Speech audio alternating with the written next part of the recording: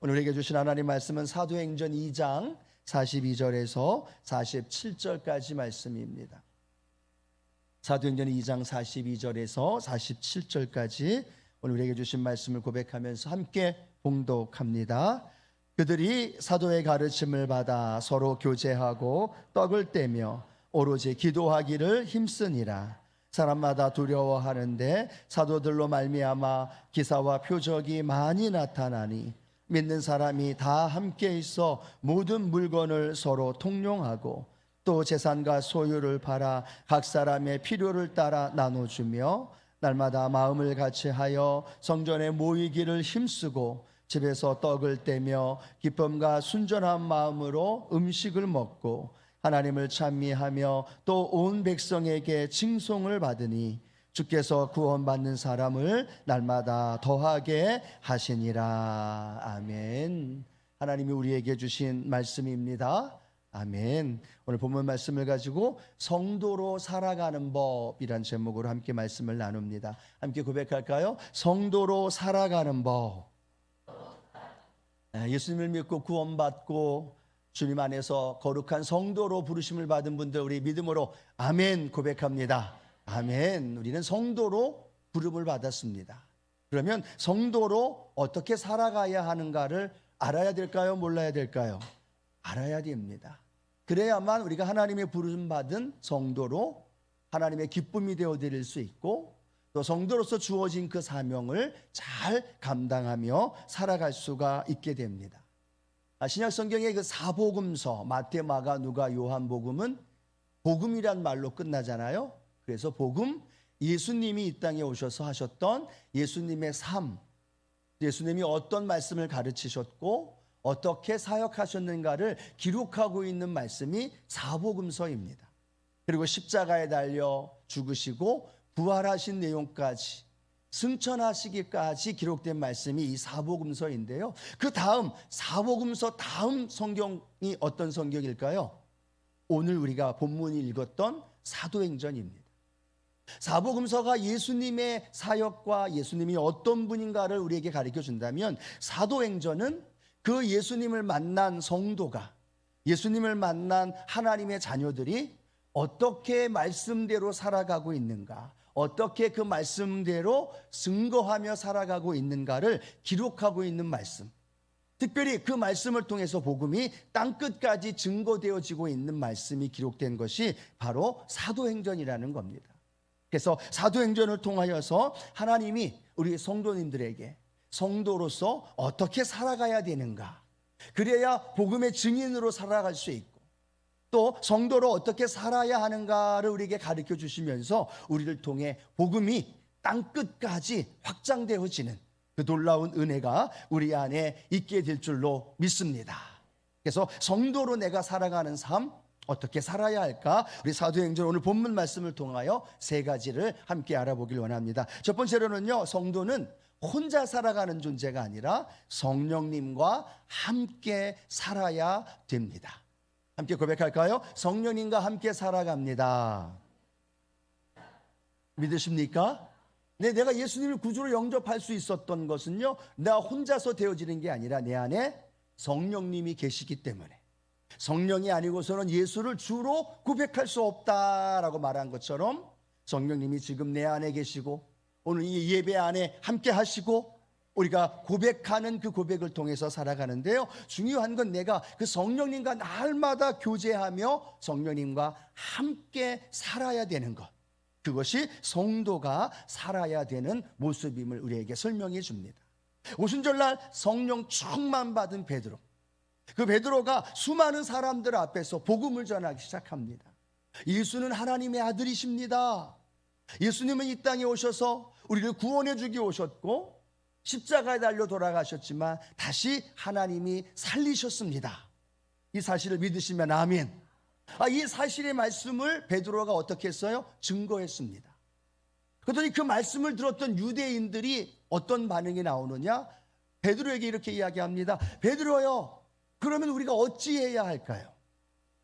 내가 어찌해야 됩니까? 당신이 지금 말씀하셨는데 그 말씀을 들은 우리는 그러면 어떻게 해야 됩니까? 그 질문에 오늘 사도 베드로가 사도행전 2장 38절을 통해 이렇게 말씀합니다. 함께 읽어볼까요? 베드로가 이르되 너희가 회개하여 각각 예수 그리스도의 이름으로 침례를 받고 죄사함을 받으라. 그리하면 성령의 선물을 받으리라. 아멘. 유대인들이 이야기합니다. 그러면 우리가 어찌 해야 될까요? 그 마음에 찔림이 있는 거예요. 그들 마음속에 울림이 있는 거예요. 쉽게 얘기하면 은혜가 있었던 거죠. 어떻게 할까라고 질문하는 그들에게 오늘 사도 베드로는 말합니다. 너희가 회개하고 예수 그리스도 이름으로 침례를 받아라. 그리고 제사함을 받게 되어지고 그러면 너희들도 나처럼 성령을 선물로 받을 것이다. 오늘 베드로의 답은 간단하면서도 정확합니다. 예수 믿고 하나님의 자녀가 되십시오. 그러면 그 자녀에게 하나님의 성령을 선물로 부어 주실 겁니다. 그것이 정확한 베드로의 답이에요. 오늘 만약에 어떤 성도님이 저에게 오셔서 목사님 저에게 이런 문제가 있습니다. 저런 어려움이 있습니다. 이런 고민과 갈등이 있고 해결해야 할 많은 문제가 있는데 목사님 어찌해야 할까요? 어떻게 해야 할까요? 라고 질문한다면 제가 뭐라고 말을 해야 될까요? 오늘 베드로처럼 뭐라고 말씀하고 있어요? 성령을 선물로 받아야만 합니다. 성령님과 함께 걸어가야만 합니다. 복잡하고 어렵고 힘든 그 상황 집사님, 권사님 혼자 힘으로 할 수 없습니다. 그런데 감사한 것은 성령님이 권사님과 함께 하십니다. 성령님이 여러분에게, 성령님이 권사님을, 성령님이 집사님의 마음을 함께 다스리시고 통치하시고 함께 하시면 성령님께서 그 문제를 해결해 주시고 성령의 능력으로 그 문제가 해결되어질 것입니다. 오늘 그 고백이 저의 고백이 되어질 뿐만 아니라 여러분의 고백이 되어져야 될 줄로 믿습니다. 베드로는 정확했어요. 그 문제를 해결할 방법은 성령의 충만함을 받는 것. 오늘 저도 여러분에게 말씀드립니다. 성령의 충만함을 받고 성령님과 날마다 동행하는 것. 그것이 성도가 이 세상을 살아가는 가장 좋은 방법이라는 거예요. 왜 그랬을까요? 우리 주님이 이 세상을 떠나시면서 제자들에게, 저와 여러분에게 주신 말씀이 있죠. 요한복음 14장 16절 말씀이 함께 읽어봅니다. 내가 아버지께 구하겠으니 그가 또 다른 보혜사를 너희에게 주사 영원토록 너희와 함께 있게 하리니. 아멘. 예수님이 그들에게 말합니다. 나랑 너희들이랑은 헤어질 것이지만 걱정하지 마. 내가 또 다른 보혜사를 너희에게 주는데 그 보혜사 성령님은 영원토록 너희와 함께 하실 것이다. 성도에게, 우리에게 말합니다. 오늘 예배드린 우리 성도님들에게도 동일하게 말합니다. 성령님이 오늘 보혜사로 우리 가운데 오셨다는 거예요. 믿으십니까? 여러분, 보혜사의 뜻이 뭘까요? 파라클레토스란 뜻입니다. 파라클레토스란 뜻은 뭘까요? 내 곁에 계신 분이라는 거예요. 그런데 내 곁에 계신 분이 왜 내 곁에 계실까요? 나를 도와주기 위해서. 파라클레토스, 보혜사라는 뜻은요, 나를 돕기 위해서 내 옆에 계신 분, 그분이 파라클레토스, 보혜사, 성령님이신 줄로 믿습니다. 즉 내 곁에, 내 삶에 늘 나와 함께 하면서 나를 도와주기 원하신다는 거예요. 여러분이 힘들 때 여러분을 위로해 주기 원하시고, 여러분이 질병으로 고통당할 때 그 질병을 치료해 주길 원하시고, 불안한 우리의 인생 속에서 어떤 길을 선택해야 할 줄 모를 때 성령님이 우리의 가이드가 되어 주시고 내 삶에 나를 도우시고 함께 하시는 그 성령님이 오늘 저와 여러분과 함께 하고 계심을 믿으시기 바랍니다. 근데 중요한 건 우리 가운데 함께 하시는 성령님을 내가 의식하지 않는다는 거예요. 내가 인정하지 않는다는 거예요.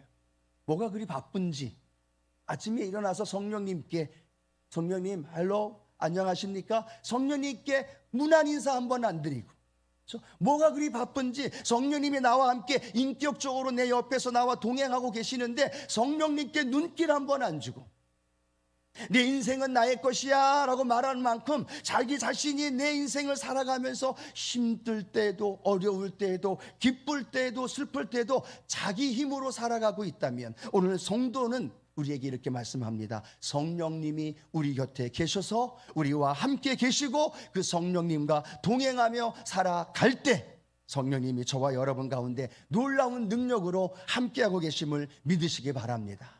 여러분, 성령님은요 인격적인 분이세요. 그래서 그 성령님을 내가 의식하는 만큼 성령님은 내 삶에 오셔서 나를 도와주신다는 거예요.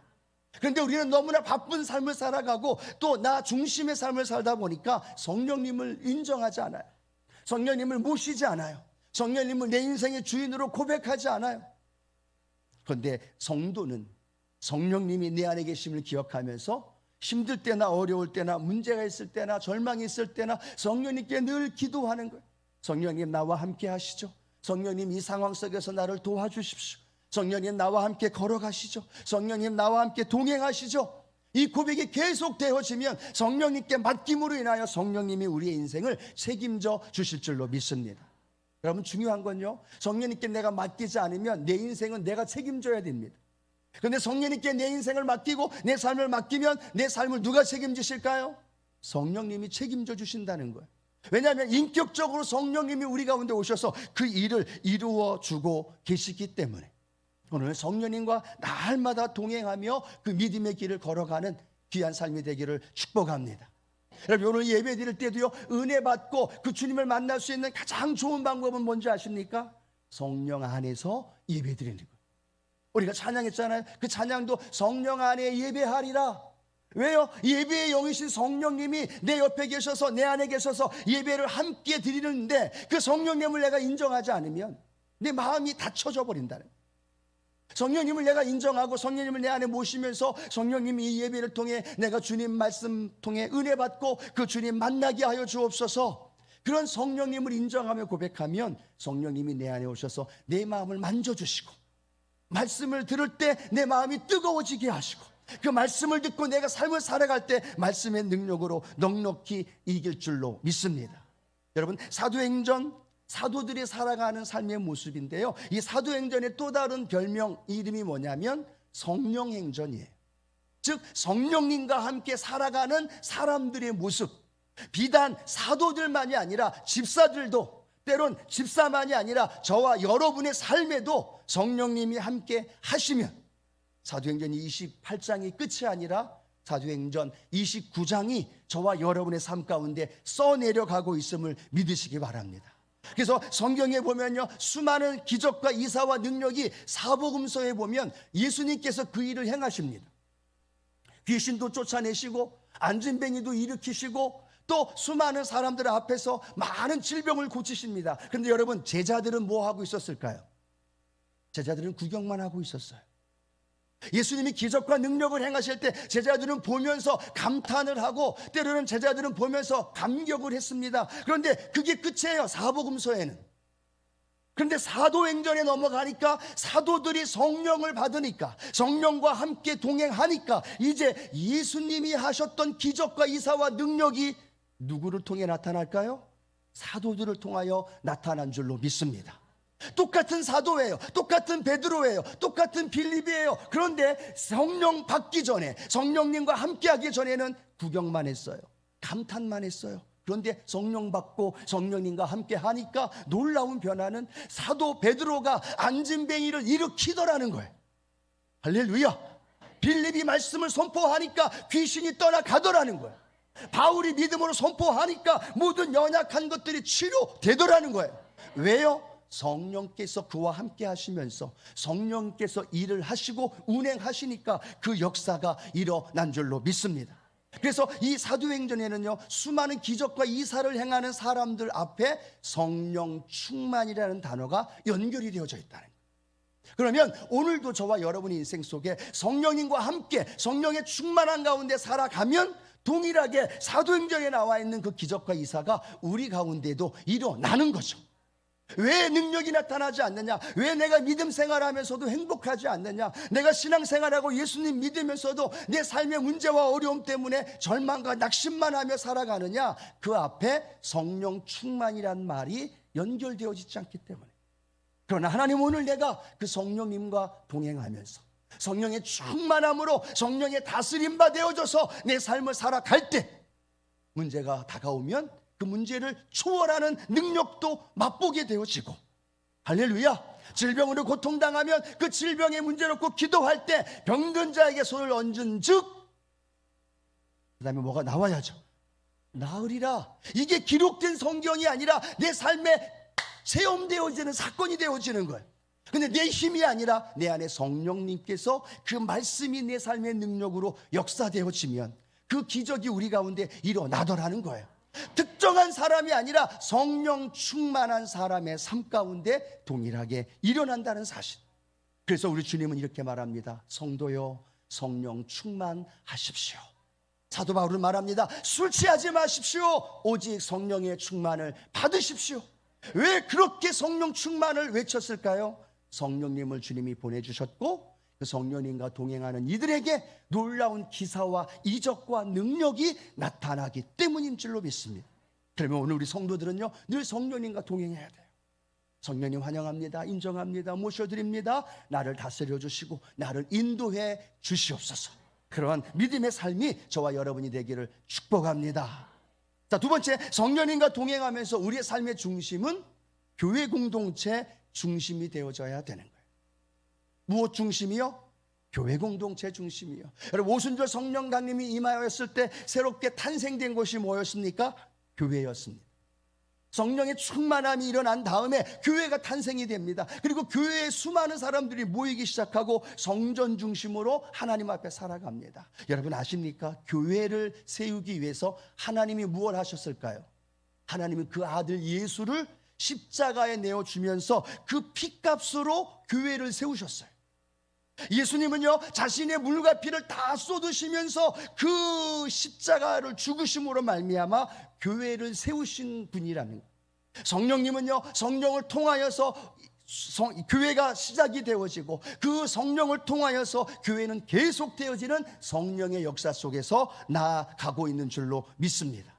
자, 그러면 뭘 의미할까요? 성부 하나님, 성자 예수님, 보혜사 성령님의 늘 관심은 어디에 가 있을까요? 교회에 가 있다는 거예요. 핏값 주고 사신 만큼 가치 있는 이 세상의 그 어떤 것보다도 소중하고 귀한 그 교회를 주님이 세우셨어요. 그리고 주님은 그 교회에 관심을 가지고 있는 거예요. 그리고 그 교회에 주님이 임재하시고 교회에서 예배드리는 이들을 만나주시고 교회에서 함께 찬양하며 예배드리는 그 예배의 영광 중에 함께 하는 줄로 믿습니다. 그 놀라운 비밀을 알았던 초대교회 성도들은 어떤 삶을 살았을까요? 사도행전 2장 46절 이렇게 기록합니다. 함께 읽어봅니다. 날마다 마음을 같이하여 성전에 모이기를 힘쓰고 라고 말합니다. 성전에 모이기를 어떻게 했어요? 힘썼어요. 마음을 같이 해서 성전에 모이기를 힘썼어요. 힘썼다는 것은 중심이 성전의 모임이었다는 거예요. 학교도 갑니다. 랍비로 또 공부도 합니다. 가정도 갑니다. 직장도 갑니다. 근데 그들의 삶의 중심이 뭐예요? 교회예요. 성전이에요. 왜? 핏값으로 사신 교회였고 그 교회만 가기만 하면 성령의 은혜가 일어나고 교회에 가기만 하면 사도들로 인하여 말씀을 배우고 교회만 가기만 하면 하나님의 놀라운 역사를 맛보니까 성도들이 어디 중심으로? 성전 중심으로 모이기 시작하는. 그리고 성전 중심에 모여서 서로 위로해주고 교제하고 떡을 떼고 함께 나누자. 이 성전이 더 큰 부흥의 역사로 일어나는 놀라운 부흥의 역사가 일어난 줄로 믿습니다. 그럼 오늘 우리는 어떤 삶을 살아가야 될까요? 우리는 교회 중심의 삶을 살아야 되는 거예요. 교회 중심의 삶, 날마다 내 삶의 중심이 교회가 되어져야 되는 거죠. 그런데 놀라운 것은요, 이 코로나 팬데믹의 이 3년 동안 원수마귀는 성도들로 하여금 교회에 나오지 못하도록 그렇게 길들여 버렸어요. 제도로, 사회로, 정권으로 교회에 나오지 못하게 했고요. 이제는 3년여 넘은 시간이 지나서 교회에 나올 수 있음에도 불구하고 많은 사람들이 그렇게 길들여진 덕분에, 덕분이란 말은 좀 안 좋죠. 그 이유 때문에 교회에 오질 않아요. 가나안 교인이 되어져 버렸고 떠돌이 교인이 되어져 버렸고 교회가 아닌 가정에서 유튜브로 예배를 드리면서 그렇게 신앙생활하면서 나도 예수님 믿는다라고 이야기를 하고 있다는 겁니다. 그 모습이요, 저 유럽, 저 미주에 가면요 수많은 사람들이 나는 그리스도인입니다 라고 말하는데요 1년에 교회 한 번 가요. 성탄절 때. 그러면서 그들은 뭐라고 얘기하냐? 나는 그리스도인이래요. 교회와는 상관없는 삶을 살아가요. 핏값 주고 사신 교회, 하나님이 세우신 그 교회를 외면하고 멀리하면서도 나는 그리스도인입니다 라고 말하면서 영적으로 잠자고 있는 수많은 유럽의 모습들, 아니 어쩌면 오늘 우리들의 모습은 어떤가 생각해 봐야 될 것 같습니다.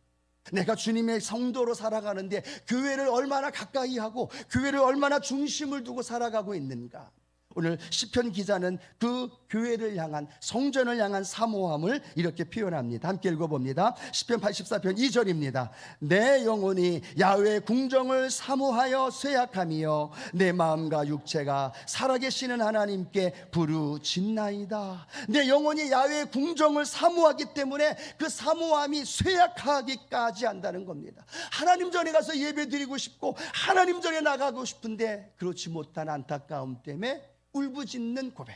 또 시편 84편 10절이죠. 함께 읽어봅니다. 주의 궁정에서의 한 날이 다른 곳에서의 첫날보다 나은지, 악인의 장막에 사는 것보다 내 하나님의 성전 문지기로 있는 것이 좋사오니 라고 말합니다. 악인의 장막에서 지내는 것보다 어디에서 지내는 거요?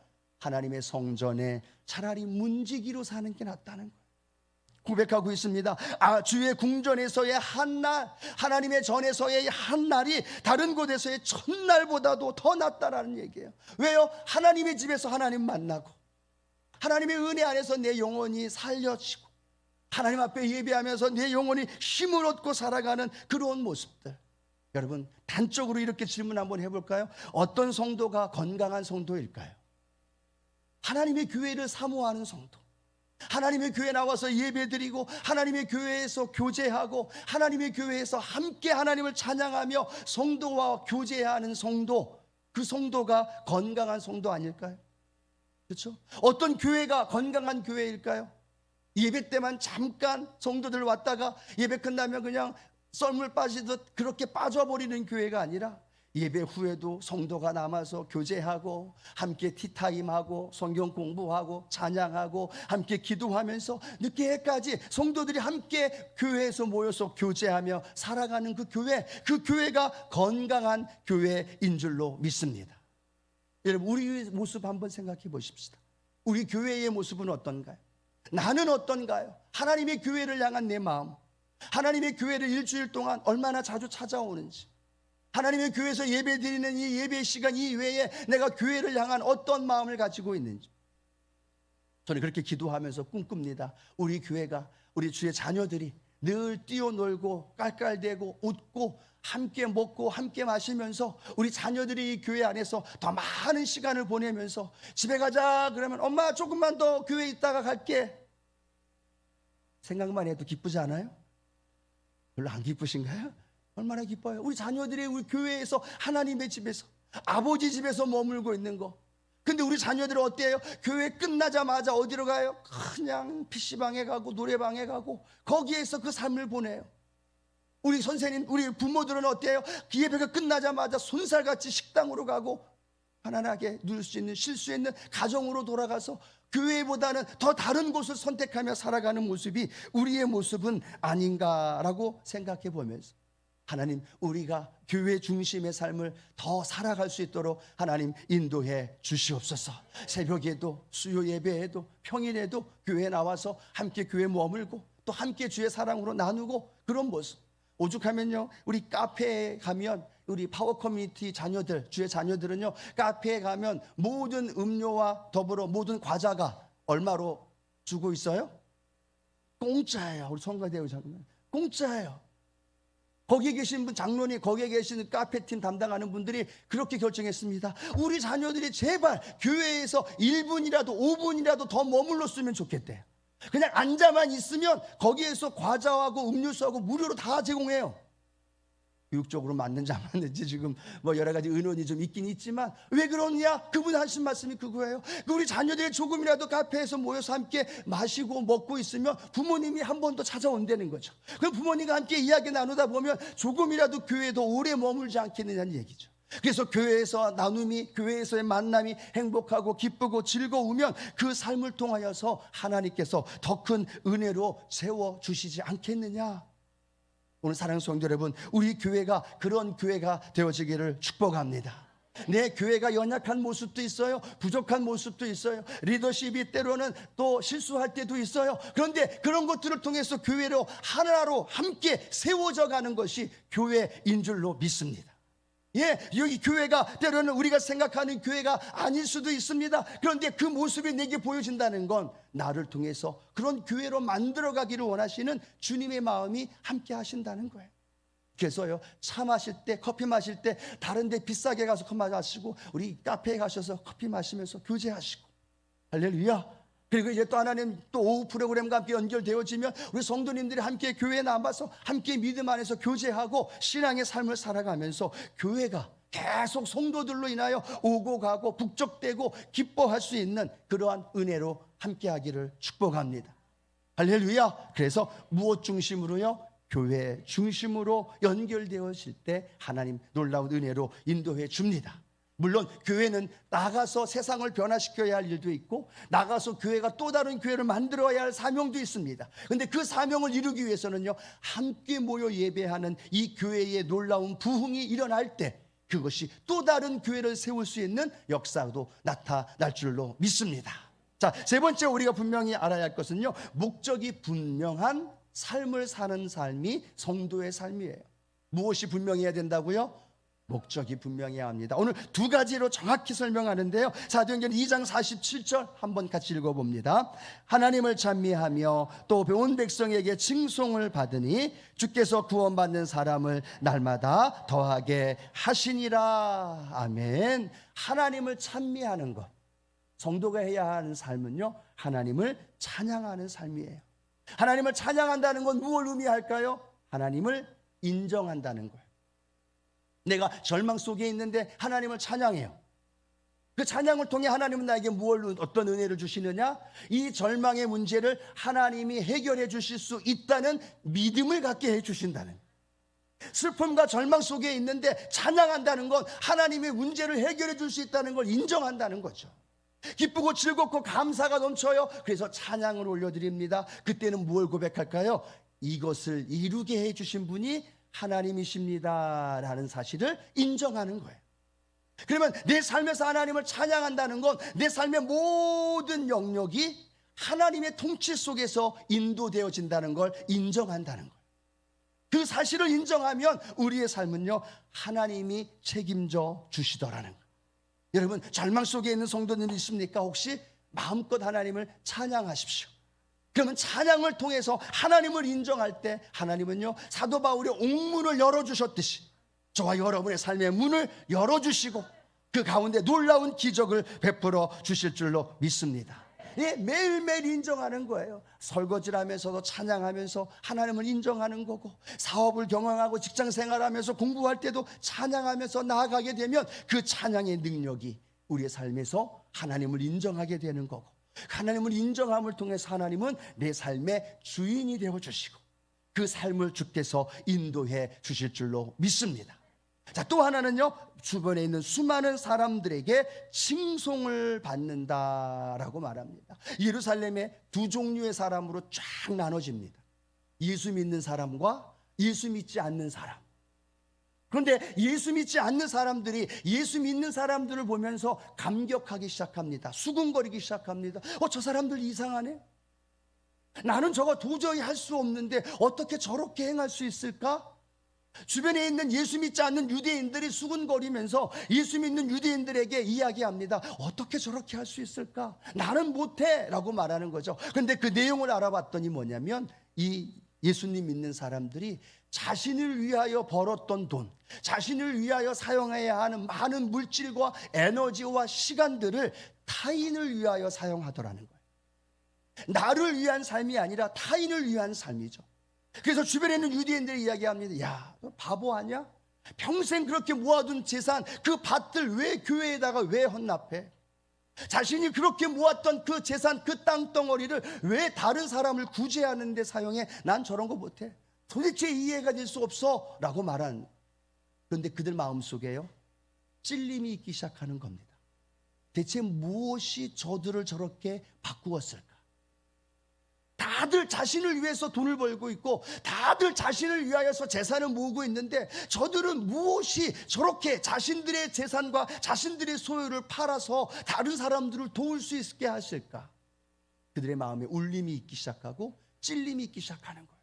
그리고 그 유대인들, 그 예수님 믿는 사람들에게 손뼉을 치면서 그들을 칭찬하면서 나는 못하지만 당신들 대단한 사람들이야, 그들을 향해 칭찬하면서 그들을 향해서 손뼉을 치는 그 놀라운 변화가 이 예수 믿는 사람들을 통하여 일어나게 된 줄로 믿습니다. 오늘 성도는요, 자신을 위하여 사는 존재가 아니라는 거예요. 성도는요, 나를 구원하신 주님의 은혜에 감사해서 또 다른 사람들을 섬기고 또 다른 사람들을 사랑하고 그로 인하여서 예수님을 섬기는 삶을 살아가는 것이 성도가 살아가야 하는 삶인 줄로 믿습니다. 여러분, 지난 2주 전부터요, 토요일 날 오전에 되면요, 8시쯤 되면 우리 교회에 아주 그냥 맛있는 음식 냄새로 그냥 진동을 합니다. 1층에 문을 딱 열면 벌써 그냥 음식 냄새가 확 코에 다가와요. 3층 식당에서 맛있는 음식이 막 준비되어져 있거든요. 2, 3주 전부터 우리 은혜사역위원회를 중심으로 해서 우리 수원에 있는 휴먼센터랑 연결이 돼가지고요, 지금 열심히 혼자 힘겹게 살아가고 있는 청소년들에게 음식을 만들어서 그들에게 나누어 주고 그들을 섬기는 작업들, 그런 섬김들, 그런 구제의 모습들이 몇 주 전부터 시작을 했어요.